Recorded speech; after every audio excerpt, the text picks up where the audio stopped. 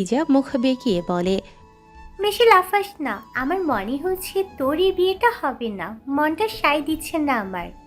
আমার বিয়েতে তোর মন এত সায় দেওয়ার কি আছে? বোন তো, ভাইয়ের জন্য এমন হতেই পারে। জীবনেও তো তোমার জন্য কিছু কিছু করলি না, এখন আবার বোন হতে এসেছিস? তোর ভালো চাওয়াই উচিত না। চাইতে বলছি তোকে ভালো, আমার অভিভাবক আছে অনেক। ঠিক কাজ করে ভাইয়া, যখন তোকে মারে। তোকেও তো মারে। গুনে গুনে দেখ, তোর থেকে কম মারে। মুখে মুখে তর্ক করিস, আমার থেকে এবার একটা খাবি। আমার গাল কি তোর বাবার সম্পত্তি?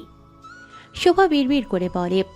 আমার গালটাও তো আমার শ্বশুরের সম্পত্তি না, তাও কেন মার খাই? দিজা শুনতে পেয়ে বলে। তোমার স্বামী কারোর সম্পত্তি দেখে না, তাই। শোভা মন খারাপ করে দর্শনের দিকে তাকালো। দর্শন চলে যাচ্ছে, দিজা এবার শোভাকে ধাক্কা দিয়ে বলে, চলো দ্রুত। তিনজনে চলে গেল। দিজা ও দিদার গাড়িতে উঠিয়ে বসতেই শোভা বেক্কেল হয়ে দাঁড়িয়ে আছে। দিজা ভ্রুকুসকে বলে, তোমার কি হলো? আমি কোথায় বসবো? সামনে ভাইয়ার পাশে বসবে। শোভা সামনে তাকিয়ে দেখে দর্শন স্টিয়ারিংয়ে হাত দিয়ে রেখেছে, চোখ তার সামনের রাস্তার দিকে। শোভা এখনো উঠছে না। এটা দেখে দর্শন বিরক্তিতে ঝাঁঝালো কণ্ঠে বলে, দিদার সামনে আয়, নাটক দেখার সময় নেই।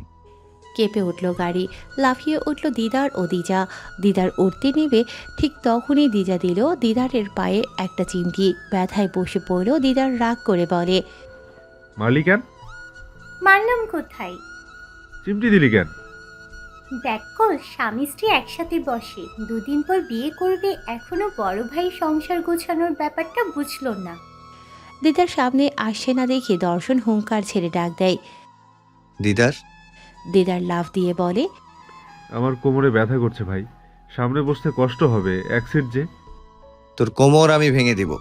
এবার শোভা সাহস করে দর্শনের পাশে বসে বলে, দিজা তোমার ভাইকে বলো গাড়ি চালাতে, কারো কোমর ভাঙতে হবে না। দর্শন আর চোখে শোভাকে দেখে বলে, প্রথমে নাটক না করলেই হতো। বুঝতে পারিনি যে আমার দেবর ও ননদ এত কিছু করবে।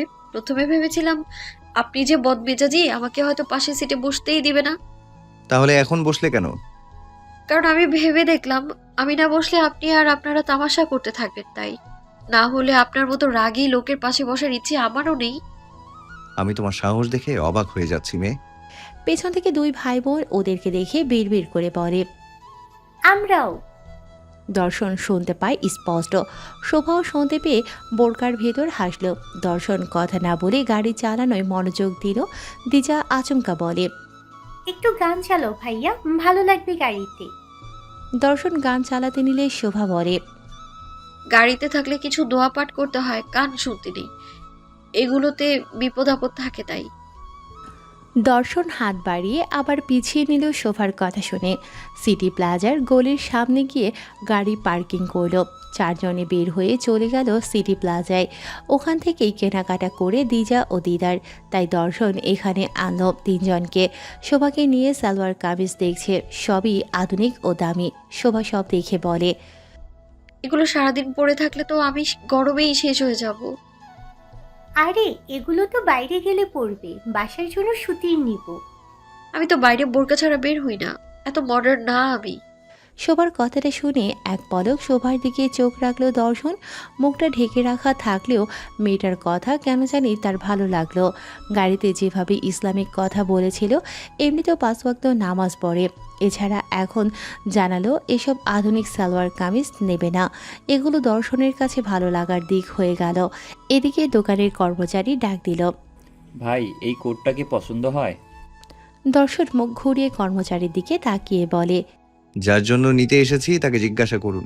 সে তো আপনার দিকেই চেয়ে আছে। দর্শন এবার দিদারের দিকে ফিরে বলে, তোর যেটা পছন্দ হবে তুই নে। দিদার খুশি হয়ে নিজের পছন্দের কোট নিল। শোভাকে নিয়ে ওদের কাছে আসলো। দিজা জানালো, দুটো সালোয়ার কামিজ নিয়েছি, ভাবি বেশি নিতে না করেছে। তোর জন্য নিয়েছিস? দাদাজান সেদিনকেই আমাকে শপিং করার সুযোগ করে দেয়, তাছাড়া ঢাকায় গিয়ে গাউছিয়া থেকে নিব ভাবছি। দর্শন উঠে দাঁড়ালো টুল থেকে। তারপর ক্যাশ কাউন্টারে টাকা দিয়ে বাইরে এলো। সিটি প্লাজার কাপড়ের দোকানগুলোর পাশেই রেস্টুরেন্ট। ওখানে ঢুকলো চারজনে। দিজা ঢুকেই বলে, আমি আমেরিকানো চপসুই খাবো, এখানকার এই খাবারটা বেস্ট। দিদার মুখ বেঁকিয়ে বলে, অতখানি খাবার তুই খেতে পারবি? আমরা 4 জন আছি তো, হয়ে যাবে। আর কি কি খাবি? দর্শনের প্রশ্নে দিজা বলে। বাটারস্কচ। দর্শন অর্ডার দিতে আসলো। অর্ডার দিয়ে এসেই দেখলো এতক্ষণ শোবার পাশে দিজা থাকলেও এখন শোবার পাশের জায়গায় ফাঁকা। দিদারের কাছে ঘেঁষে দিজা। দর্শন হতাশ হয়ে তাকালো। রেস্টুরেন্টে সিনক্রেট করলে লোকজন দেখবে, তাই চুপচাপ বসে শোবার পাশে। শোবার বোরকা একটু মেলে রাখা ছিল, তাই বসতে গিয়ে শোবার বোরকার উপর বসে। এতে অবশ্য দুজনের সমস্যা হয় না, কিন্তু এতটা কাছাকাছি বসায় অস্বস্তি লাগছে দুজনে। প্রায় 20-25 মিনিট পরে ওয়েটার এসে খাবার দিয়ে গেল। শোভা খাবার দেখে ভাবছে কিভাবে খাবে, তবে বেশি অসুবিধা হলো না। ওয়েটার 4টা আলাদা প্লেট ও 4টা কাঁটা চামচ সাথে 4টা গোল চামচ দিল। খাবারের উপর ছুরি রাখা আছে, যেটা দেখে শোভা মনে মনে বলে, খাবারের উপরেও ছুরি থাকে? দিজা উপর দিয়ে কেটে 4 ভাগ করে খাবার 3টি প্লেটে সমান ভাগে করে বলে। আমি এটাই খাবো। ওয়েটার অভ্যস্ত দিজার এমন কাণ্ডে। এর আগেও কলেজ শেষ করে এখানে এসে খেয়েছে। খাবার খাওয়ার সময় বান্ধবীদের সাথে ভাগাভাগি করে খায়, তাই এগুলো জানা আছে।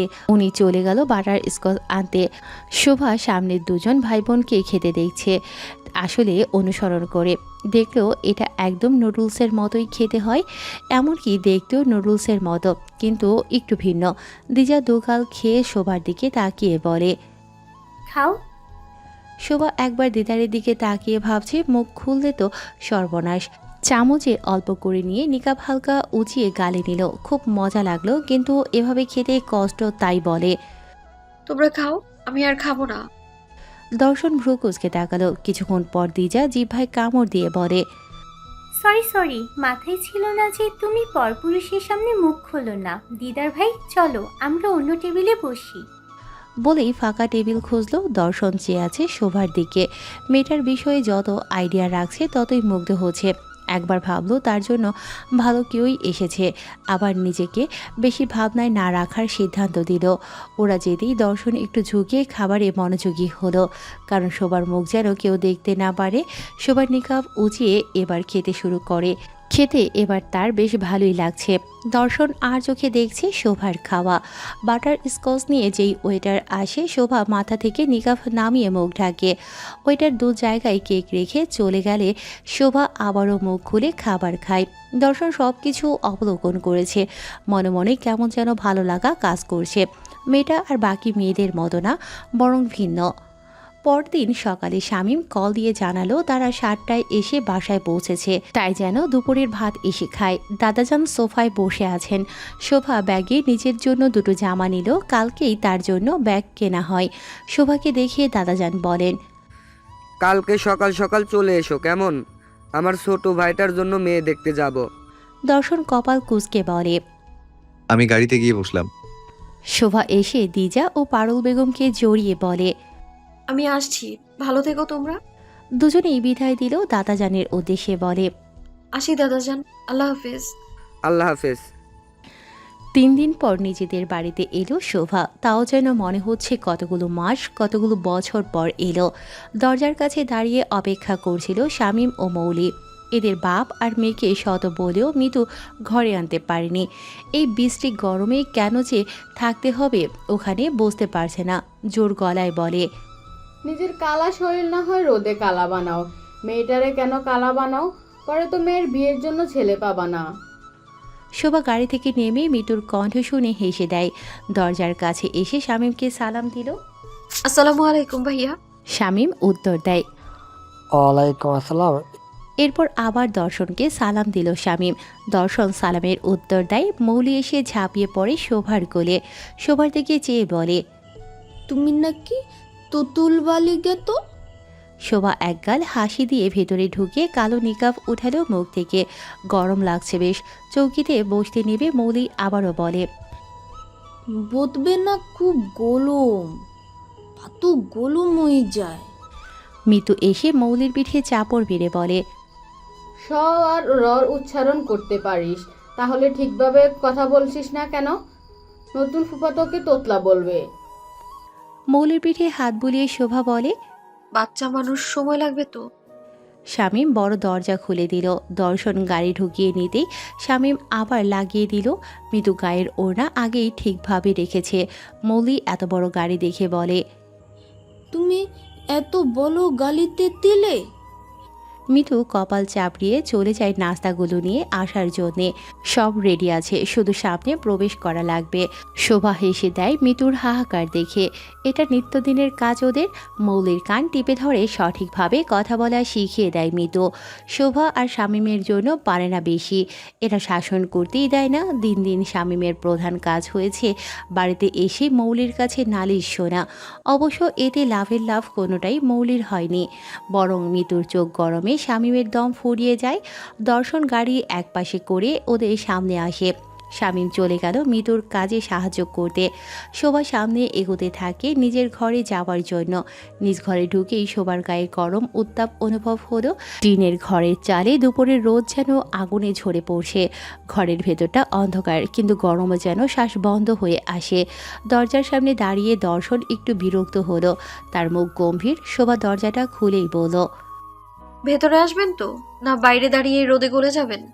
দর্শন চোখ কুঁচকে তাকালো, কিন্তু কিছু বলল না। ধীরে ধীরে ঘরের ভেতরে পা রাখলো। শোভা একটা কাঠের টুল টেনে দিয়ে বলল, এটাতেই বসেন, আরাম নাই তাই বলে দাঁড়িয়ে থাকবেন না যেন। দর্শনের ভ্রু কুঁচকে গেল। তোমার কথায় তীক্ষ্ণতা কমানো যায় না? শোভা হালকা হাসলো। আপনার সহ্য শক্তি বাড়ানো যায় না? দর্শন মুখ ফিরিয়ে জানালার দিকে তাকালো।